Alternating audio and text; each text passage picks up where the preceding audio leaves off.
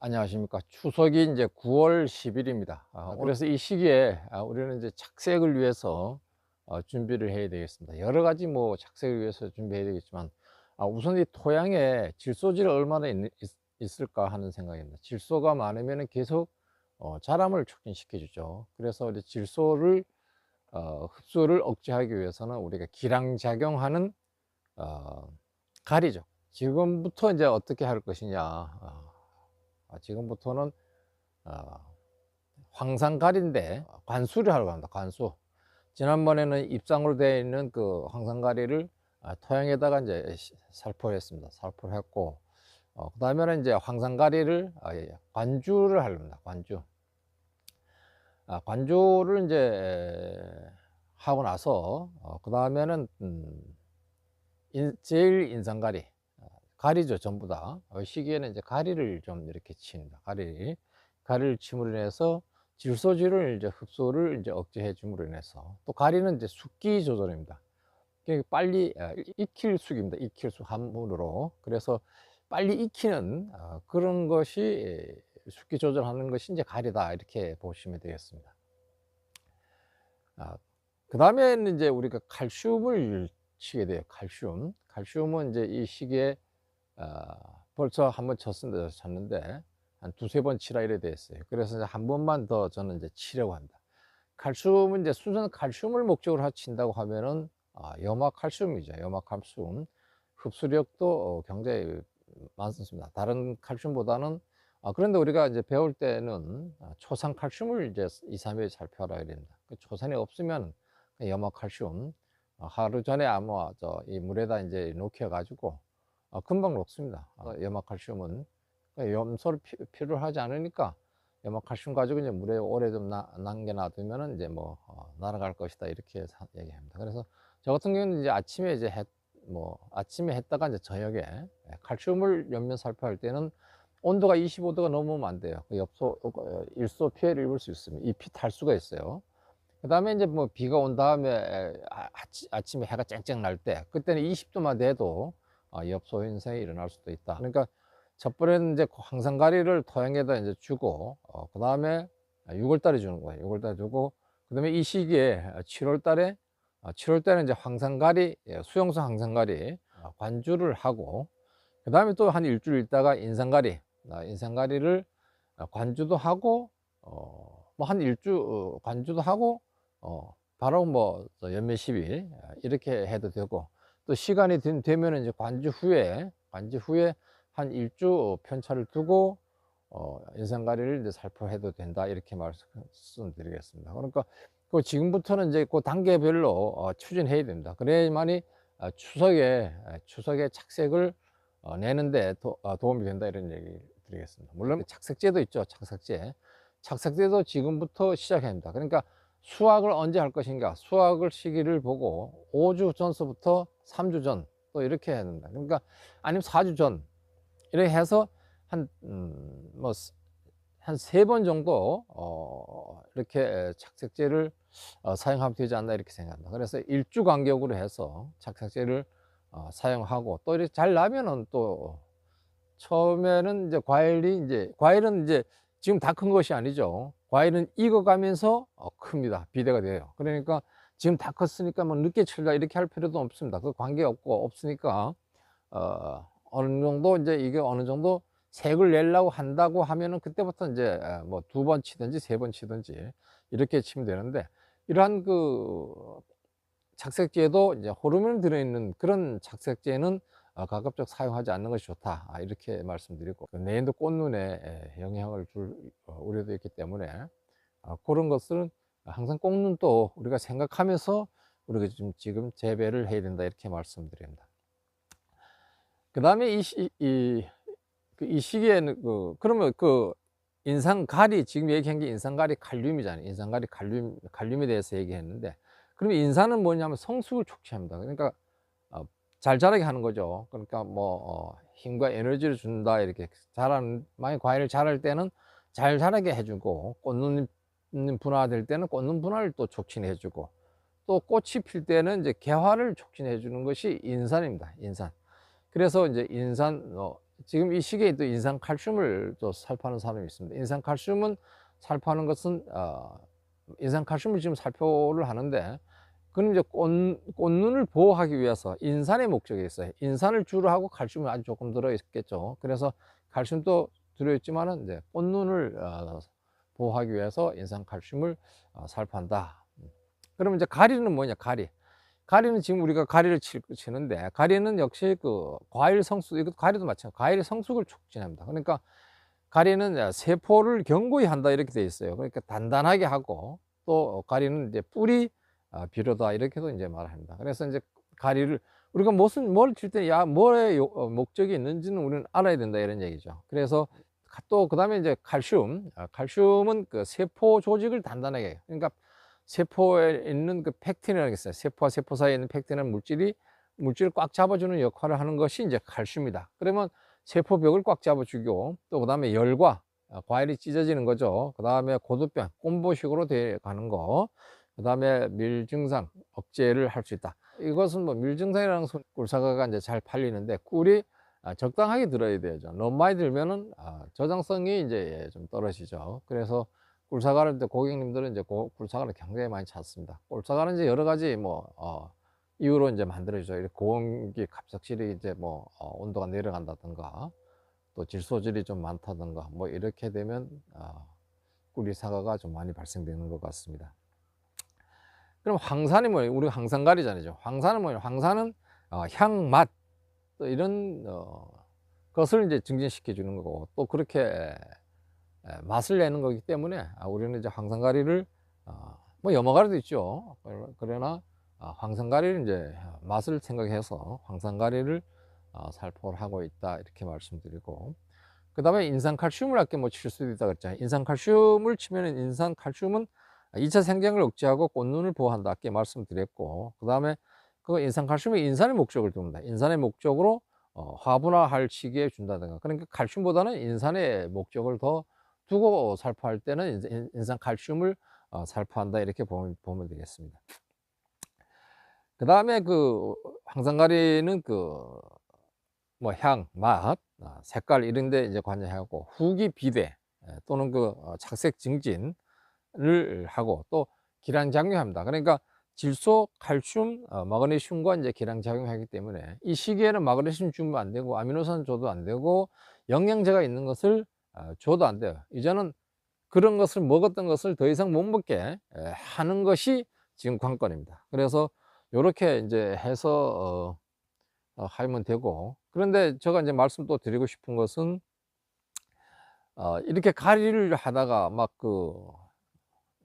농약과 이제 혼용하는 경우가 이제 막 있어요. 그래서 이제 밴드에서 이렇게 보면은 그 약해의 흔적들이 있는 것을 이제 게시해 가지고 왜 이러냐 이렇게 얘기를 하는 경우가 있어요. 무엇을 그동안에 며칠 간격으로 어떤 약재를 쳤다, 이렇게 밴드에다 올려주면은 그 약재를 가지고 약재만 가지고도 우리가 분석을 할 수 있어요. 이것은 이거와 이거와 맞지 않는 건데 이 약을 쳤구나 이렇게 할 수가 있습니다. 그런데 또 이 시기에는 여러 가지 합해서 말이죠. 그러니까 세 가지 이상을 막 합해 가지고 약재를 치는 경우가 있어요.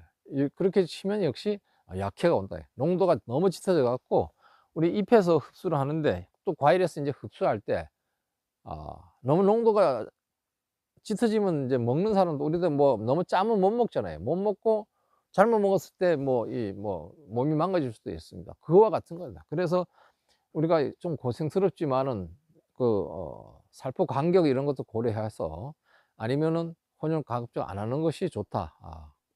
살균제하고 이제 살충제는 이제 거의 뭐 이렇게 1대1 이런 이렇게 합니다.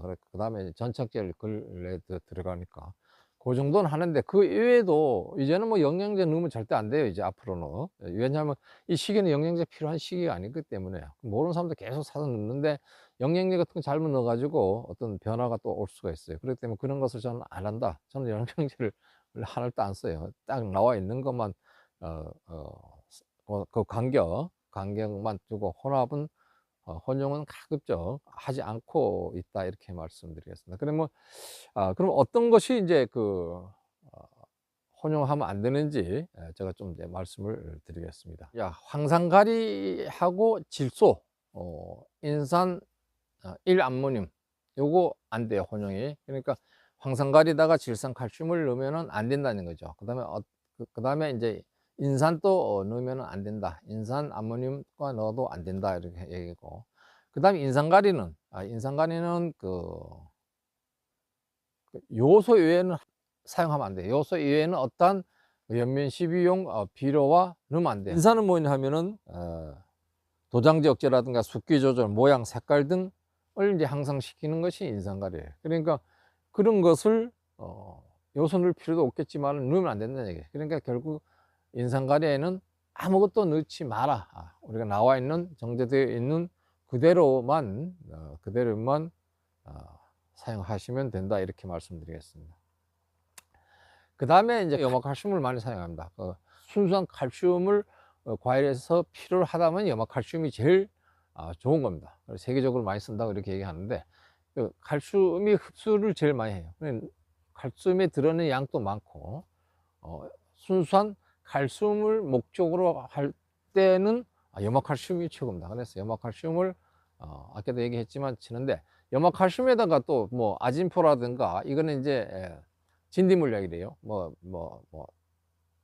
그 다음에 뭐 캡탄, 우리가 탄저병 쓰는 캡탄이라든가 붕소가 들어있는 제품, 이런 것은 절대적으로 염화칼슘과 혼용해서는 안 된다는 얘기죠.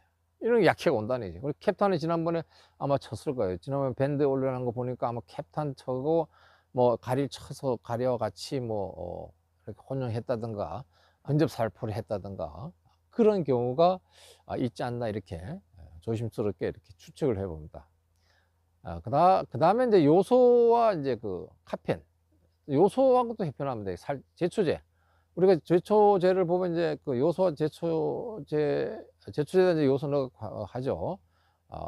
그런데 이제 뭐 풀에다 주는 거니까, 그러니까 일단 여기에는 책에는 요소와 카편이라는 제초제인데 여기에 넣으면 안 된다. 그 다음에 디노, 요건 이제 벼에 나오는 살충제입니다. 디노에도 요소를 넣으면 안 된다.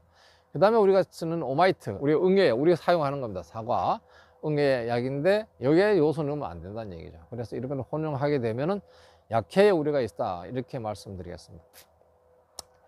그 다음에 이제 우리가 칼슘 비료와 인산, 황, 이런 것은 칼슘과는 혼용하면 안 돼요. 칼슘은 이제 알칼리성입니다.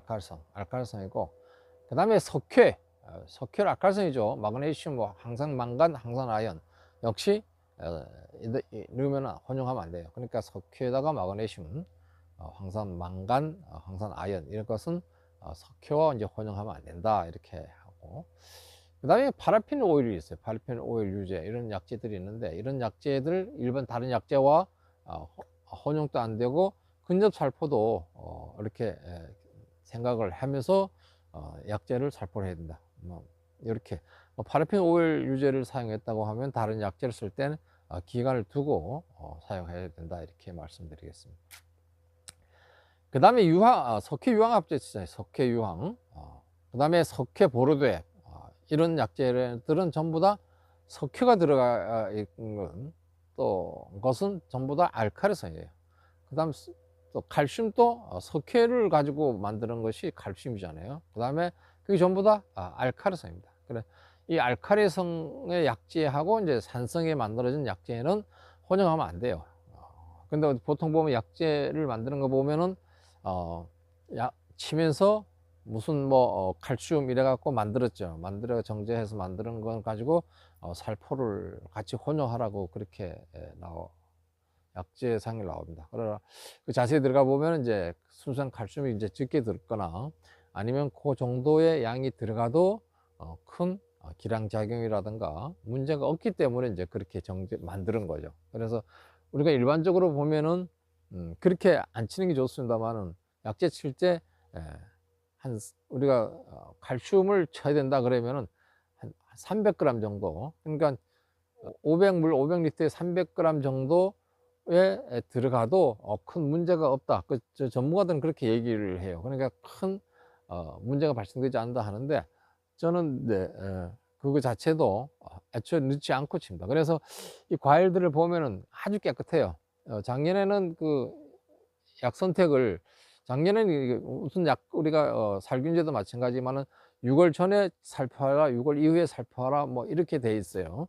근데 6월 전에 살포를 하는데도 하라 하는데도 불구하고 6월 이후에 살포를 제가 작년에 한 적이 있어요. 그러니까 과일에 흔적이 약간 남은 적이, 이상하다 했는데 별 문제가 없다고 사람들이 얘기하는데, 아마 그게 그런 것이 않고 살포 시기를 우리가 써놓잖아요. 그 시기를 잘 맞춰야 된다는 것도 생각을 해 보야 된다, 이렇게 말씀드리겠습니다. 그 다음에 항산 아연과 기계 유제, 이것도 그 근접 살포면 안 돼요. 그러니까 이것도 최소한 3일 이후 뭐 좀 지나서 이렇게 살포, 항산 아연과 기계 유제 살포는, 우리가 봄에 항산 아연을 살포하잖아요. 그러면 기계 유제 살포하고 이래 하는데, 그 시기에 우리가 항산 아연 주는 시기, 요 편차를 분명히 두셔야 된다, 이렇게 말씀드리겠습니다. 그 다음에 붕사에, 우리가 붕사, 토양에 쓰는 붕사, 그 붕사하다가 항산 마그네슘과 질산 칼슘, 항산 마그네슘, 항산 아연과 혼용하면 안 된다는 거죠. 그러니까 붕사는 안 된다, 이렇게 말씀드리겠습니다. 그래서 일단 오늘 준비한 것은 요런 정도로 이제 말씀드리고, 이 비료를 한번 보면서 말씀을 좀 드리겠습니다.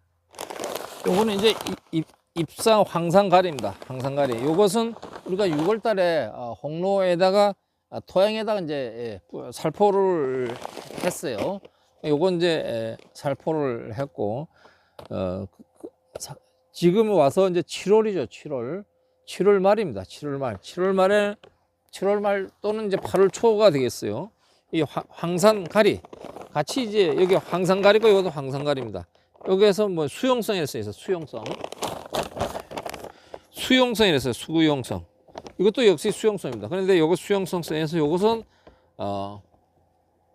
100평당 이제 1kg, 관주를 이제 하려 하니까 100평당 이제 1kg, 500리터에 넣고 1kg 넣어가지고, 제가 뭐 100주니까 100한 20주 정도 됩니다, 홍로가.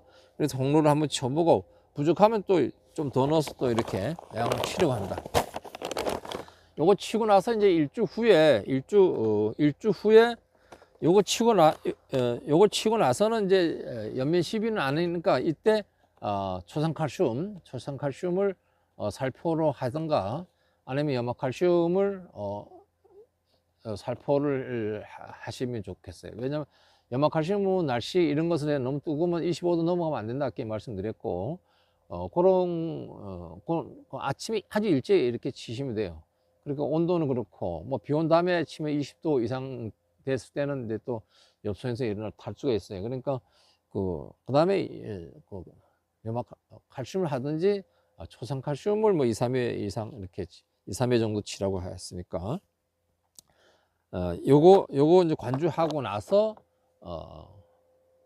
연면 시비, 염화칼슘이라든가 초산칼슘, 칼슘의 목적이니까 고두병과 밀증상, 뭐 열과 이런 것을 이제 방지하기 위한 거니까 염화칼슘 써도 문제가 없을까. 뭐 염화칼슘, 초산칼슘이 있으면 초산칼슘을 쓰시는 게 좋겠습니다. 그 다음에 또 이제 일주 후에 그 다음에 일주죠. 그러니까 칼슘을 치고 나서 이제 일주 후가 되는 거죠. 그러니까 칼슘과 인산가리니까 편차를 조금 두는 게 좋습니다. 칼슘 좋고, 칼슘은 알칼리성이고, 요거. 그 다음에 이제 인산가리입니다. 인산가리는 여기 이제 착색 촉진, 이렇게 돼요. 당도 증가, 이렇게 착색 촉진, 당도 증가가 나와 있는데, 이게 이 야라입니다.